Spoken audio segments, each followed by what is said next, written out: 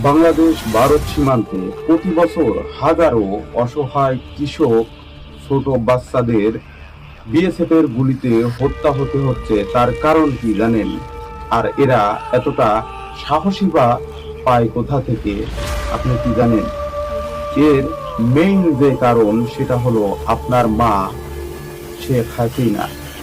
তার কারণেই ভারতে এই রাক্ষসিনী বিএসএফ, এই শোষকরা বাংলাদেশি অসহায় দরিদ্র মানুষকে বর্ডারে গুলি করে হত্যা করে নির্মমভাবে।